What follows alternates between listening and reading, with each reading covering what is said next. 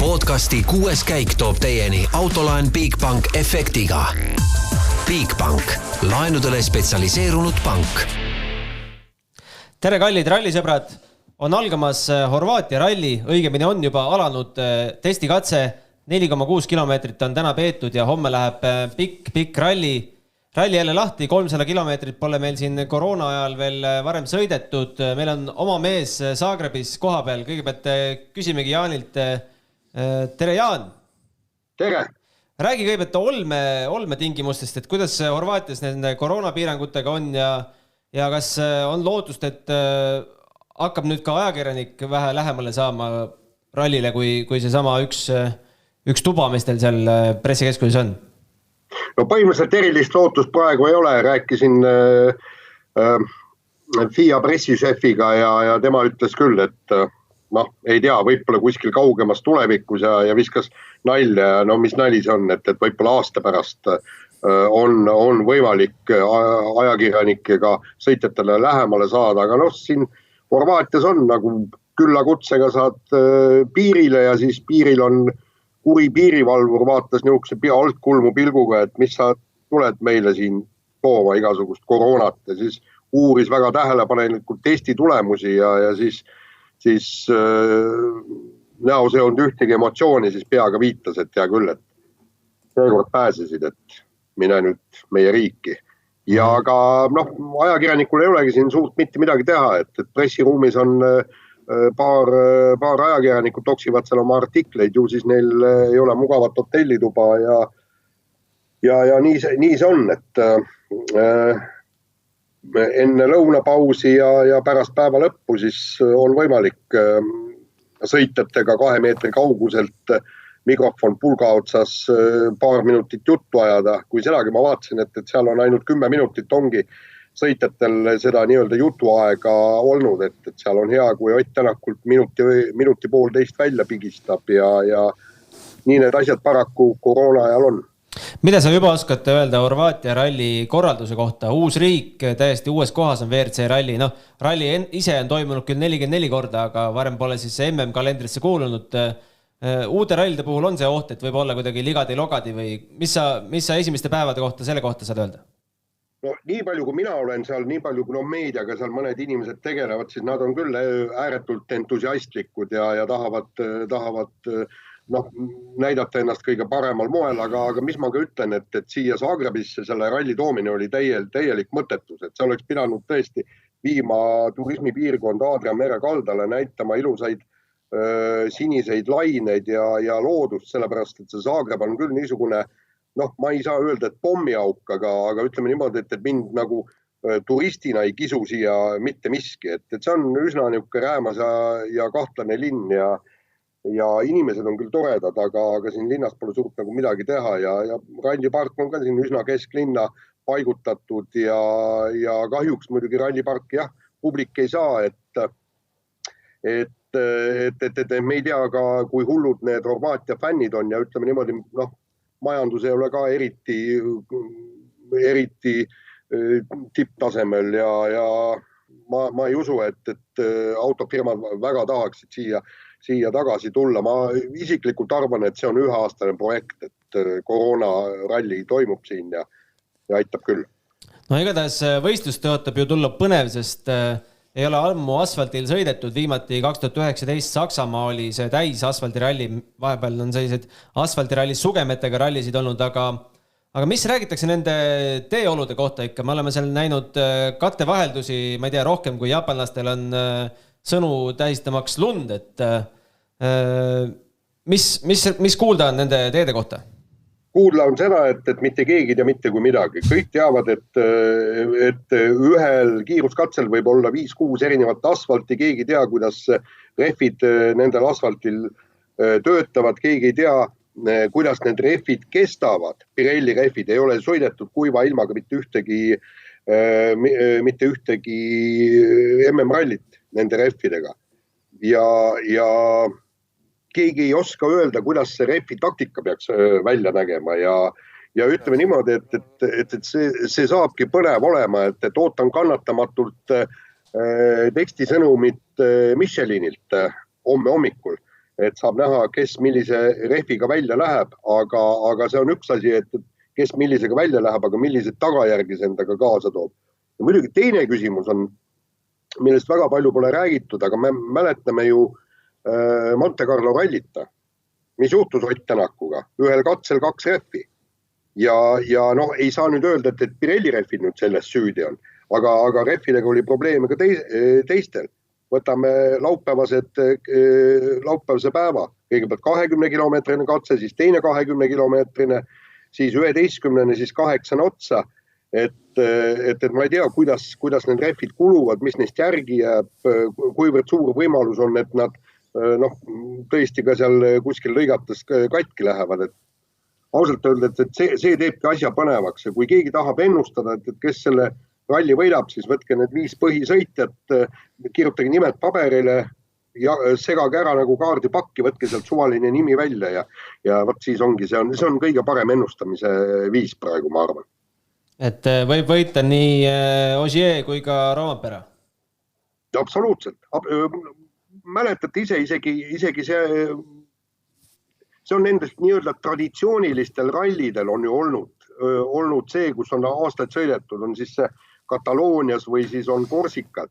Kui keegi teeb mingisuguse üllatava ja erakordse rehvi valiku, siis ta võib sellega saada ju kõvad edud. Mäletate, kui Ott Tänak vist Saksamaal esimest korda võitis, siis tema rehvi valik oli ju ka seal teistest täiesti erinev ja sellega ta selle vahe sisse sõitiski. No kuule, räägin, meil natukene läks ka juba siin nende 2 kuud on olnud pausi, et vahepeal läks silly season lahti, nagu öeldakse, et ise kirjutasid ka artikli, et kõik ootavad Oti järgi ja siis lähevad alles teised kaardimajad paika, et kas sellest on ka juba juttu või pigem neid küsimusi veel eiratakse? No pole kellegiga rääkida, ütleme niimoodi, et siin need kõige kogenumad ajakirjanikud, kes Nöötfissis töötavad, nemad on selles nii-öelda sisemises ringis. Ehk siis nemad on seal rallipargis ja nemad ei tohi kohtuda minuga, kes on välimises ringis. Ja teine asi on see ka, et tiimibossidega ei ole ka saanud rääkida, nagu me kõik teame sellest silly seasonist, siis ega keegi tegelikult mitte midagi ei räägi. Et Andrea Adamo irvitab sulle näkku, et mis mõttes Ott Tänak tuleb Hyundai'st nalja teed või, et meil pole nii palju raha ja kõik, samas on lepingutel juba ammu allkirja olemas. Aga nagu ma saan aru, et kõik tahavad hoida oma sõitjaid. Siis on vähemalt, sa tead, mis mehed on olemas ja sul on kõvad mehed olemas ja ma arvan, et kõige suurem lahing ikka läheb Oliver Solbergi pärast lahti, kuigi ütleme niimoodi, et Hyundai on ta juba pooleldi endale võtnud. Oliver Solbergi seekord Horvaatias ei ole, miks? No ta valmistub järgmisteks rallideks, nagu ma saan aru ja tuleb Portugalis kenasti starti. Et anname talle aega atra seada, et ma tahaks loota, et ta ikka teeb tänavu vähemalt veel 3-4 rallit WRC-ga kaasa, siis me näeme, kui kõva ta tegelikult on, et kas ongi nii, et vend nagu Sébastien Ogier'le taas kord tuule alla teeb. No me siin stuudios teeme oma ennustused ilmselt tänase saate lõpus, aga pigistame sult ka siis esikolmiku välja, mis tee oma seda kaardipaki trikki, et kelle sa sealt, mis nime välja võtad? No tegelikult ma võtaksin Ott Tänaku nime esimesena välja, tegelikult ta manageerib väga hästi neid rehve, kuidas need ainult vastu peavad, see on nüüd üks küsimus. Teine asi on ju see, et tal on minu meelest parim ilmaennustaja kogu selles WRC sarjas on tema kasutada ja siin on ka, et kuidas siin temperatuurid on hommikul kui jahe ja päeval ja kas vihma tuleb, ei tule, eks sellest väga palju sõltub. Ma ikkagi pakuksin Ott Tänakut esimeseks. Oh jumal. Teiseks ma pakuksin Elfin Evansi ja kolmandaks Roompere. No selge, paneme su esikolmiku kirja, siis pühapäeval loeme punktid kokku ja vaatame, mis üksteisele auhinnaks teeme. Aga tänud sulle praegu ja kuulmiseni homseni. Nägemist. Davai. Jätkame siis juttudega siit stuudiost. Roland Poom jätkuvalt meie ekspertkommentaatoriks. Tervist. Ei saa jätta küsimata, et kindlasti oled seda küsimust juba siin viimastel nädalatel palju kuulnud, et oled nüüd Team Estonia liige, sipled rahas. Ei, ma ei tea, kas see päris seda tähendab. Vist mitte, aga mingit infot nagu juba sai, et mida see kaasa toob, et kindlasti on nagu põnev ja tore, et ma arvan, et see selgub hooaja peale, et kas sealt nagu on otsest rahalist toetust tulemas, kui palju, et eks see sõltub ka kogu selle süsteemi sponsoritest ja toetajatest lõpuks.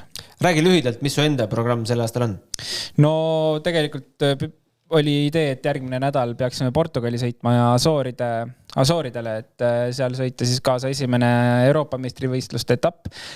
See lükati edasi, nii et nüüd siis suure tõenäosusega proovime Poolas alustada ja Liepaja peale seda. Ja siis vaatame järgi, et kuhu mida jälle lükatada on ja mis siis ette satub. Et selline, ütleme sarnane eelmise aastaga, et väga palju midagi ei tea, aga hakkame kuskilt peale. Ühe MM-etapi Rally Estonia teed ka ikka kaasa? No oleks patt mitte teha, nii et proovime ja kõik jõud, et see eelarve kokku koguda läheb Rally Estonia peale muidugi. Aga selge, arutame siis Horvaatia asju. Meil on üldseis siis selline lühidalt öeldes, et Kalle Roompere juhib sarja kõigi aegade noorima mehena 39 punkti, temal Thierry Neuville 35 punkti, Elfyn Evans 31, Ogier samuti 31 ja Ott Tänak 5, 27 punkti. Need on siis 5 tippmeest, kelle seast Jaan soovitas siis võitja välja loosida, et 5 stardikoht Horvaatias. No Latvala ütles Roompere kohta, et tema stardikoha eelis on juba kadunud, sest Rekke ehk siis rajaga tutvumise ajal on seda muda ja kruusa nii palju rajale toodud, et ega enam ei ole vahet. Aga tegelikult, kas on vahet esimesel või 5. WRC autol? Noh, Shakedown pigem näitas, et mis ma ütlen, et ajad läksid paremaks läksid jah, et suht keeruline on nagu arvata, pigem nagu loogikaga võtsid midagi hoopis vastupidist, et mis sealt tulema peaks, et see lõpuks mis nagu vastu vaatas oli hoopis midagi muud, et jah, selles mõttes ma ei julge seda öelda, et Roompere on nüüd mingi ulmeline stardieelis. Aga kindlasti võib seal hakata see tulema, et neid lõikamiskohti on palju ja neid kive võib tulla, ütleme, rehvi lõhkuvaid kive just. Et tõenäoliselt see ütleme, ma ei tea, tegelikult Shakedowni pildist oli näha, et seal ikka kohati läks päris kiviseks ja selliseks klibuseks, on ju. Aga kuidagi, ma ei tea, puhtaks seest jälle tagasi, et veider oli see, et pidamine ära kadunud.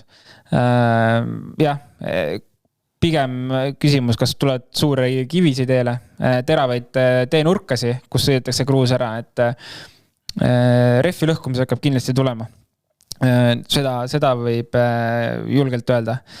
Loodame, et väga palju ei tule.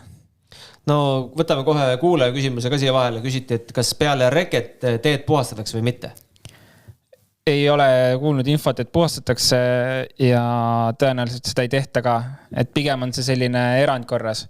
Et ma ei tea, talvel on ju kas või, et lükatakse öösel sadav lumi, see tuleb ära lükata, sest muidu on nii suur ebavõrdsus, et aga ei, pigem praegult see teeb asja võrdsemaks just, kui tee on must.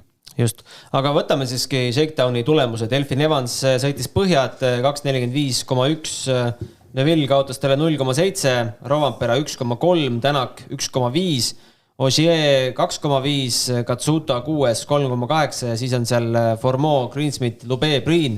No esimese läbimise järel oli Toyotal kolmikjuhtimine.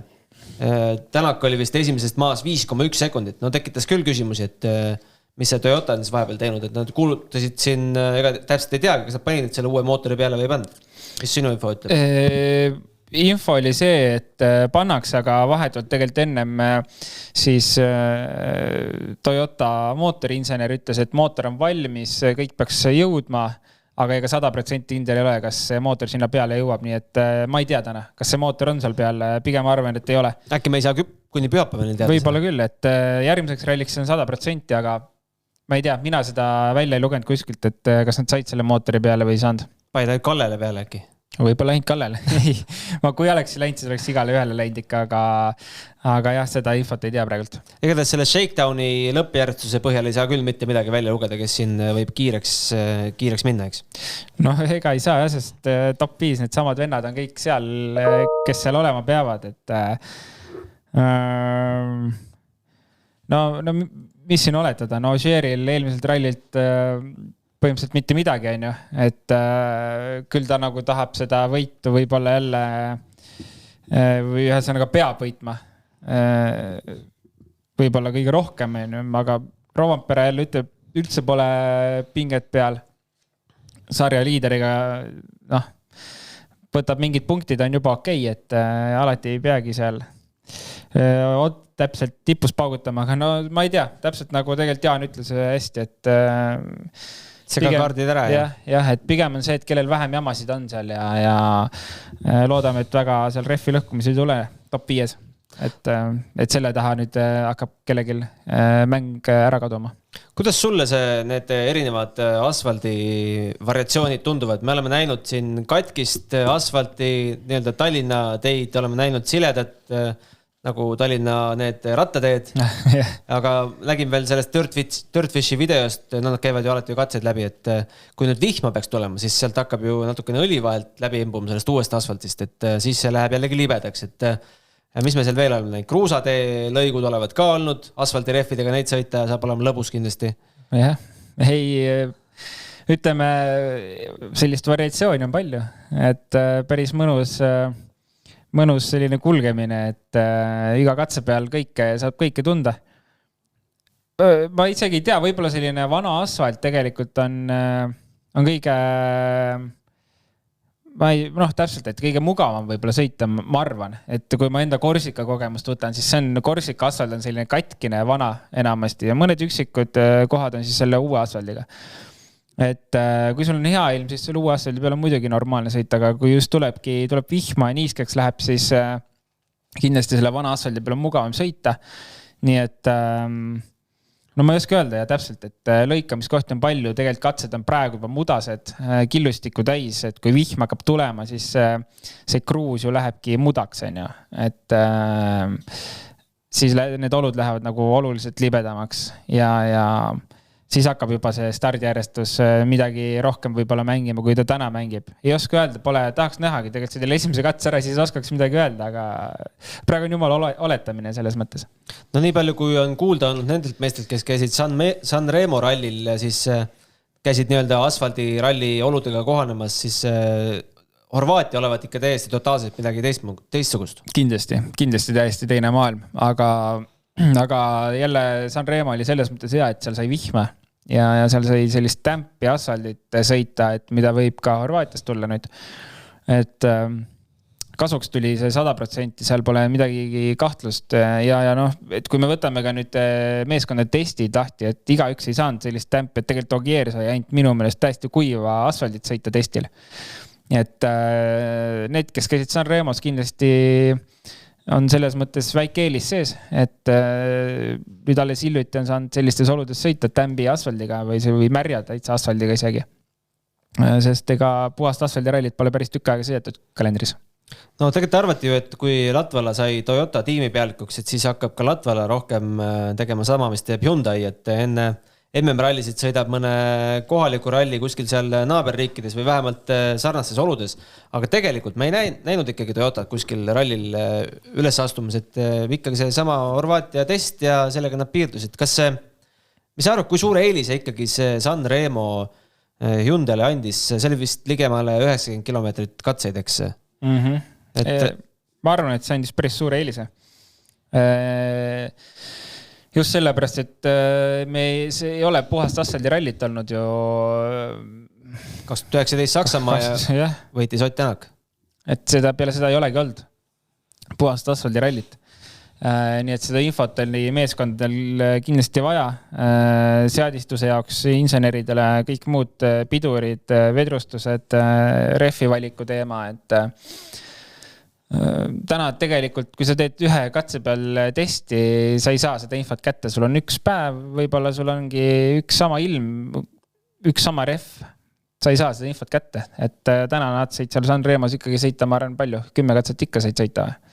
Et see on suur eelis kindlasti. Thierry Neuville võitis siis selle WRC arvestuses Sanremo ralli, mis oli täiesti omaette arvestus. Ott kaotas seal napid paar sekundit, aga seal mõlemad võtsid neid aegaarvestusi ikka hulgim sealt. Näitab see midagi see, et Neuville oli natuke nobedam või ei näita? Ma arvan, et ei näita väga. Ma kipun ka arvama nii. Ja, et see on ikka puhas test. Seal proovitakse asju, isegi kui sa tead, et see võib-olla ei tööta, sa proovid seda, et saada kindlust, saada vastus endale. Et see on ikkagi testralli ja kõik tulemused, mis testrallil tulevad, ei ole selles mõttes nüüd tõsiselt võetavad või et mille järgi nüüd teha mingit järgmist otsust, et kes kiirem on, kindlasti ei ole. Mis jäi nagu tagantjärele mulle arusaamatuks, et Hyundai läks sinna välja 4 WRC autoga vist, eks? Lubé oli 3. ja siis see itaallane Pedro oli 4.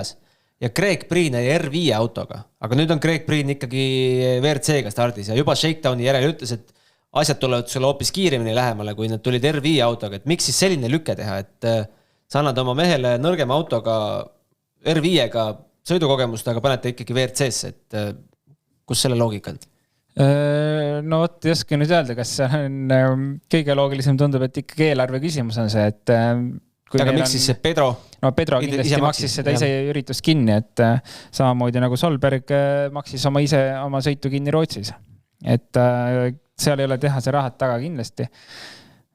Kui neil oli raha panna 2 WRC autot sõitma, siis on ilmselgelt sõidab Ott ja sõidab Thierry, et ma arvan, et jah, Greg Breeni jaoks mingi kogemus kindlasti vajalik või hea kogemus jälle enne seda rallit, mis meil täna algab, aga no ega suht keeruline saab tal olema. Ma ei tea isegi millal ta viimati WRC autoga asfaldirallit sõitis. 2019. Kaevama natukene, jah. See on väga ammu ja tal ei saa lihtne olema, kuigi ta on tõenäoliselt nendes keerulistes asfaldirallidel kõige rohkem kodus, sest ega Iirimaal on päris tummised asfaldirallid. Samamoodi kitsad, katkised, hüpped. Et iseenesest ta võiks kodus olla, kui ta saab autoga sina peale kähku. Oleme rääkinud siin Toyotast ja Hyundaist, räägime natuke M-spordist ka. M-sport tuleb välja siis selliste ekipaažidega nagu Gus Greensmith ja Adrien Fourmeau. Adrien Fourmeau läheb esimest korda WRC autorooli. Mis sina ootad sellest projektist? Mul on oma story jälle Adrieniga. 2019 Rally Estonia, me sõitsime mõlemad nii-öelda junior WRC autoga, siis R2 autoga. Ja no vana ei saanud kuidagi vastu, mitte kuidagi ei saanud vastu. Siis me sõitsime järgmise ralli, ma ei mäleta, mis sealt edasi tuli. Ja vana ei saanud jälle vastu mulle. Et siis nagu alati teas, et Adrien sõidab, siis küll ma tas kiirem olen. Ja järsku ma ei tea, mis tal eelmine aasta juhtus. R5-ga hakkas niimoodi paugutama. Nüüd WRC autorooli, et tegelikult ma tahaks teha, et ta nagu paneks seal väga hästi. Ja tegelikult Shakedowni ajad olid ju väga okeid. Ja 7. aeg Katsuta järel. Ja ütleks, selles mõttes, et kõige kiirem Ford ja väiksed vahed esiotsaga, et ma arvan, et see on mega põnev. Jälle näha mõnda sõitat, kes teeb debüüti WRC autoga. Ja teiseks mega lahe näha Red Bulli M-spordi peal jälle tulevad vanad head ajad meelde. Ja kolmandaks ma usun, et ta saab seal päris hästi hakkama. Ma arvan, et isegi reaalselt mingi top 6, top 7, top 6 ei ole võimatu. Ei, absoluutselt. Kui sul on 10 autot rivis, siis top 6 on ju täiesti. Nüüd vaatame, väga põnev saab kindlasti olema ja ma tahaks näha, et M-spordil tuleb mingi noor sõita, kes paneb hästi. Just, ja Teemu Sunninen, kes sai vahepeal uudised, saab siin võib-olla isegi kõik etapid kaasa teha, mine tea, on ikkagi Rally 2 autos. Jah, aga päris hästi pandis Shakedownil. Et tegelikult ma isegi arvasin, et ta väga ei tule selle R2-ga, et kui ta Eestis käis jälle sõitmas enne Rally Estoniat, Lõuna-Eesti rallit, siis ta selle R5-ga nagu väga kaugele ei jõudnud, et pigem tuli ikka rahulikult. Rally 2 autodes kõik konkurentsitult kiirem aeg. ja tugevalt sekundiga ja Gräzini ees, et kahju selles mõttes, et ta ei saa kogu hooaega, aga ma loodan, et neid rallisid tuleb juurde, mida ta saab sõita ikkagi WRC-autoga. Minu meelest ka tegelikult vabalt võiks olla üks kiiremaid mehi sarjas. Aga esiteks täna M-Spordi Ford ei ole kindlasti kõige kiirem auto, millega sõita. Ja teiseks kogu aeg selle eelarvega maadlemine ja ilma testideta olemine, see lihtsalt ei anna seda võimalust nagu särada, et tegelikult me oleme näinud Teemu Sunineni ta esimesel hooajal WRC autoga 2017 näinud, mida ta teha suudab, kui ta autosse istub ja kui siis tol ajal oli ka Ford väga hea, et tõenäoliselt üks kiiremaid autosid sarjas, nii et äkki tema aeg tuleb ikkagi veel, kus ta suudab tõestada, näidata. Loodame. Kas Greensmithist kiirelt veel rääkides, uus mees istub kõrval, ei ole enam Elliot Edmondson, vaid on Chris Patterson, oluliselt kogenum vend, 52-aastane. Edmondson oli 26 ja Richard Millener siis podcastis Talkative Broadcasting siis esimest korda põhjendas, miks see liigutus tehti, oli siis lihtsalt sellepärast, et kas kipub pingelistes olukordades natukene verest välja lööma või et on vaja sellist kogenud venda, kes ta võib-olla maha rahustaks ja siis Chris Patterson, kellel on siin kogemust 136 WRC ralli jagu ja 12 poodiumi kohta on Petter Solbergiga võtnud, pidavad siis natukene pingeid maha võtma autos. Usud sa seda juttu? No selles mõttes jah, peab uskuma vist. Kuigi ma ise arvasin, et see teema on pigem selles, et on kaks noort kutti, kes on tegelikult nagu sõbrad oma vahel ja mingid, ma ei tea, teevad nalja rohkem äkki, et siis lõpuks saadi aru, et kurat, et kas ikka peaks nagu mingi lihtsalt oma sõbraga seal autos koos istuma, et teeks nagu vähe professionaalsemat asja. Aga ma ei oska öelda. Ega ta katse lõppudes ei ole nagu kõige leebem enda vastu olnud ja võib-olla ongi, ma ei tea, ise suudab oma peas selle asja keeruliseks teha, et keegi peab maa peale tooma. No vaatame, kuidas pühapäeva õhtul lood on. Kaardilugejate uudistest veel nii palju, et Neuville vahepeal siin vist pärast San Remod rääkis, et nende kommunikatsiooniprobleem on nüüd korras, et Wiedhage käib ilusti prantsuskeele tundides ja nüüd hakkavad võidud tulema. Ja siis tuli veel teine rida juurde, et aga tegelikult oli hoopis asi selles, et kiivrisse jäid vanad kõrvaklapid sisse. Sealt tuli veel eelmise kaardilugeja jutt või? Jah, et uus kiiver ja vanad klapid, et neid ei sobi kokku, et tegelikult sellepärast ei kuule, mida kaardilugeja räägib. Ja kõik need eurod, mis sinna keeletundidesse läinud, on täiesti tegelikult on mõttetu, et ma kuulasin seda Rauno ja Kusti podcasti ja seal hästi Kusti ütles, et kujutad ette, et Ott saadab Martini eesti keele tundidesse, et kuule, et ma ei saa aru, mida sa räägid. Saaremaa murde sinna tundidesse. Ja, et suht veider, ma ei tea. Jah, las ta käib seal keeletundides. Okei, aga vaatame katsetele ka otsa. Meil on katseid kokku oli mitusada meetrit rohkem kui 300 kilomeetrit. See oli 320 meetrit. 320 meetrit üle 300. Vanasti oli vist 300 oli see limiit WRC autodel, aga siis koroona tegi natukene korrektuure. Siin vaadati läbi sõrmede mitmed rallil, aga tegelikult, kui sa nüüd rallile otsa vaatad, homme juba sõidetakse meil 99 kilomeetrit, laupäeval üldse 121 ja isegi pühapäevaks on 78 kilomeetrit, siis korralik MM-ralli. Korralik, just. Jah, pole ammu näinud sellist asja. Väga, väga lahe näha üle pika aja, et sõidetakse. Jah. Et vaadates veel, et uus ralli, Pirellil natukene õppimist, teekatte vahetused, et tegelikult võib tulla selline korralik virvarr ja loterii isegi. No loterii tuleb kindlasti, sest ega need katsed lihtsad ei ole, nagu ma enne ütlesin, et refi purunemisi saab olema kindlasti. Ja jälle ralli, kus tegelikult vaatad neid katseid, siis saad aru, et siin mingit actionit peab juhtuma, et ega lihtne ei ole. Nii et loomulikult, lõbus saab olema. Ja tegelikult katseid on ju pikkasi ka päris mõni isegi. Aga võtamegi siin paar küsimust on veel tulnud vahetult enne saadet, et milline on kõige pikem katse Horvaatia rallil, no seda on lihtne öelda, see on 25 kilomeetrit ja 200 meetrit sinna peale, see on pühapäeval SS17 ja SS19, et siis enne punktikatset vahetult saab ennast korralikult lahti sõita. Jah, pühapäev on alati selline mõnus päev rallidel, et teed oma esimese katse ära, noh, tavaliselt on juba pühapäeval asjad paigas vaata enamasti, et paned seal rahulikult järgmise katse, paned ka ära, mis siis Power Stage on kontrollida oma legendi ja siis enne Power Stage veel on hea selline 2 tundi magamisaega seal. Selline, ütleme, pühapäev on selline chill päev juba alati, et selline 25 ja 15 kiltsast katset on mõnus panna. Siis küsib veel, Oskar küsib, et milline on kõige tehnilisem katse? Selle me peilisime ka välja, see on... No see on nüüd WRC enda lehelt võetud info, et me kumbki ei olnud otseselt katsetega nii täpselt kursis, aga SS10 ja 14 pidavad olema, nii-öelda öeldakse siis 1000 kurvi katse, et pidi olema mega palju kurve, hästi kiire, hästi tehniline, hästi kitsas.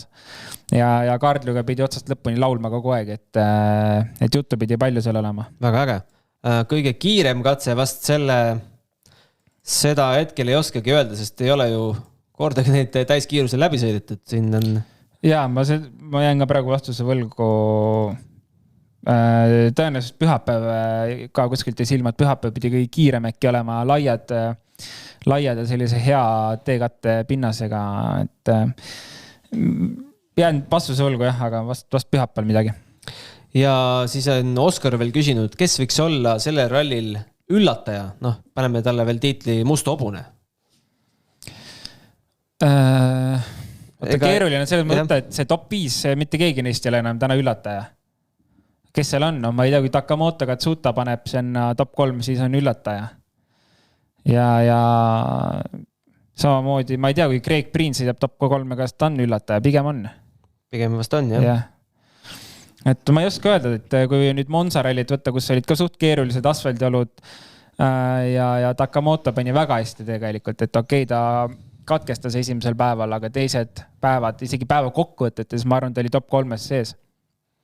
Et kas ta võiks sõita sinna vahele kuhugi ette, et sa loomulikult võib.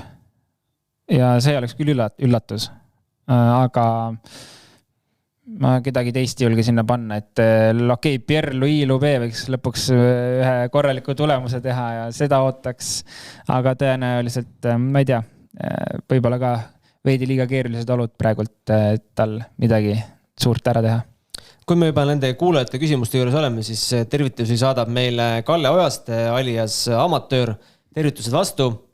Tere mehed, kas peale eilset reket rada tehakse puhtaks või minnakse peale nii, nagu rada peale eilset jäi? Sellele me juba vastasime, et ilmselt mitte. Ja kes on Oti ja Martini Gravel Crew? Meie andmetel on ikka veel Kuldar Sikk ja Martin Kangur. Marko Märtin. Marko Märtin? Peaks olema viimasel ajal, jah. Okei. Siis minu info on vale, sinu info on kindlasti õigem. Vast teeme ühe sellise kohustusliku programmi veel ära. Meil on vaatajatele üllatus. Meil on esimest korda 6. käigu ajaloos kuulajamäng, vähemalt selle videopodcasti ajaloos, mida seal Raul Ojassaar ja Karl Kruuda, meie eelkäijad, tegid seda vast detailselt ei teagi, aga räägime, mis meil siin on. Meil on välja pakkuda Tool Market OÜ poolt selline tore kohver Pahko firmalt. Siin on komplekti kuuluvad õli ja kuumuskindel. See on see kohver, õli ja kuumuskindel loomulikult. 6 kantpadrunid, erinevad pikendused, narred, T-võtmed, lehtsilmusvõtmed, 6 kantvõtmed, liigend, padrunvõtmed, otsakute komplekt ja palju muud. Ja küsimus on meil ka selline, et vast pange kirja kõigepealt, kuhu see küsimuse vastus tuleb saata koos enda nime ja telefoninumbriga loomulikult 6kaik@delfi.ee, ärge neid täppe pange, 6kaik@delfi.ee ja küsimus on nüüd selline, et mis number padrun võtmega tehakse lahti WRC rattaid? meie seda vastust teame ja ütleme ära, et... Aga me peame ütlema, et ega see ei olnud lihtne, et see korraks pidi arutlema ikkagi, et mis... Väga kõva siseinfot nõudis ka tegelikult. Et me ei olnud ise ka 100% kohe kindlad. Et meiega ei tasu tegelikult selles osas vaidlema hakata, kui kellelgi on vähe erinevad andmed kui meil, sest meie info pärineb väga usaldusväärsest allikast. Nõus. Igatahes 6 kaik@delfi.ee, mis number padruniga tehakse lahti WRC autode rattaid. Me saime teada, et R5-ga on vähe erinev. Jaa, kindlasti on erinev. Aga ärme ütle kummal poole. Me ei ütle ühtegi numbrit ja las kõik ise arvavad. Jah. Aga võtame saate lõpetuseks paar teemat veel, mis ei puuta otseselt Horvaatia rallit, et meil on ikkagi 2 kuud olnud pausi ja siin nende 2 kuu jooksul on uudiseid olnud oi kui palju. No kõige põletavam teema on muidugi olnud aasta alguses saadiks järgmisel aastal tulev hübriidtehnoloogia. Siin oli paras sekeldus selle akuga, kõigepealt ei antud neile akulaadjaid, öeldi, et põhimõtteliselt võite vaikselt hakata putitama ja testima, aga pange krokodillidega käima, et laadurit ei anna teile. Siis hakati vaikselt juba vast isegi auto peale panema ja autosid käima ja hakati... M-Sport sai testid isegi tehtud esimesed ju. Aga siis tuli kõne, et kuulge mehed, tahaks tagasi nüüd kõiki neid akusid, mis me andsime, et kuskil on mingi probleem, aga tegelikult ei öeldud, mis probleem on. Et karta on, et nad ohtlikud siis vast on. Väga veider lugu on see. Mis neil viga on? Ma pigem isegi vist ei taha teada, et mis autos pidi näiteks Matthew Wilson istuma M-Spordi WRC autot testides. Kas see oleks võinud õhku lennata põlema minna? Ta istus kõrvale? Sõitis sellega, ta testis seda autot. Et jah, parem jätku nad oma põhjused, miks see akud tagasi või süsteemid pidi tagasi saatma, jätku see enda teada ja ärgu seda sõitjatel öelda, sest muidu nad võib-olla siin autosse enam tagasi istu. Et väga veider lugu. Igatahes nüüd need akud istuvad korralikult seal akumeisterdaja tehases, et... Ja tegelikult on põhiline see, et kas üldse Hyundai näiteks sai oma jõudis, et kui see info tuli, et Hyundai ikkagi jätkab, et kas nad jõudsid üldse need oma auto peale panna? Ma arvan, et tegelikult teadsid, et nad jätkavad. Lihtsalt Adamo pandi meiega lolli mängima. Nagu tõenäoliselt, jah. Tõenäoliselt, ma olen nõus. Et ma ei usu, et Hyundai endale lubab seda, et nad jäävad mingisse arenduses nii drastiliselt maha, nagu Adamo väidab.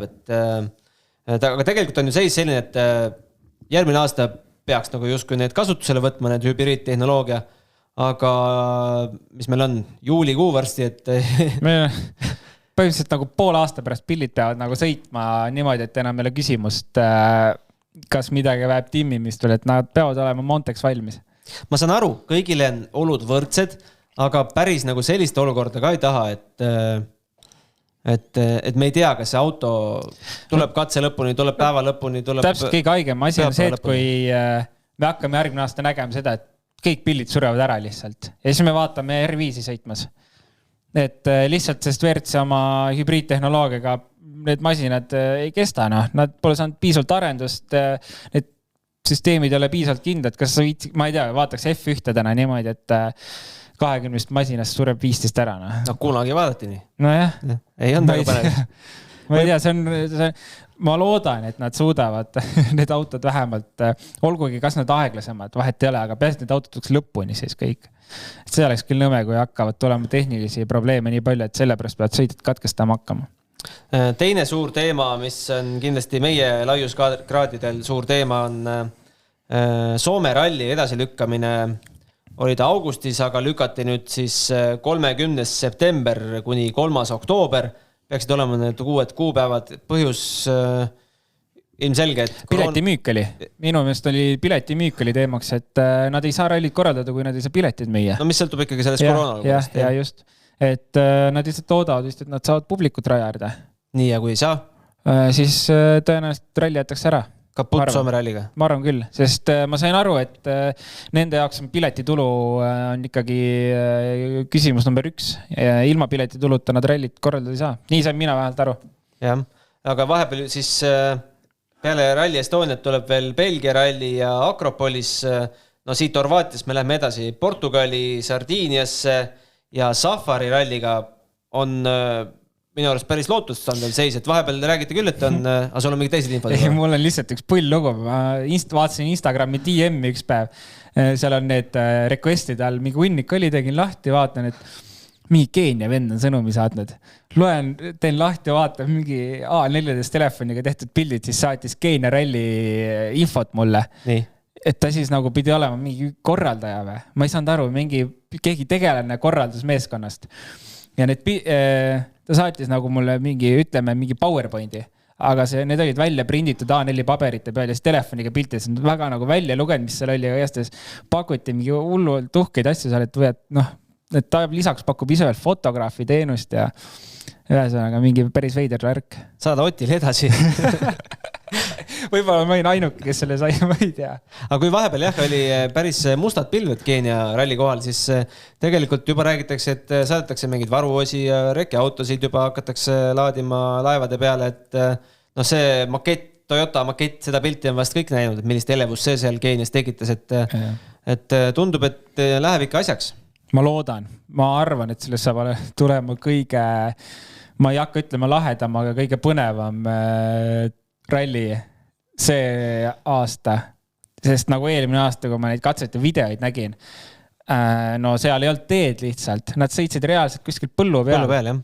Seal ei olnud teed, ma ei tea, mille järgi need seal orienteeruvad, et ma ei tea, vasak, parem kurvi pole, kuhu ma lähen. No mille järgi sa Dakari rallil orienteerud? No täpselt, sul kaardlugal on vähe teine töö, et pole legendi raamatut kui sellist ees, et sellest saab, kui see ralli, ma väga loodan, et see toimub, sest see saab olema mingi täiesti ulmeline asi, ma arvan.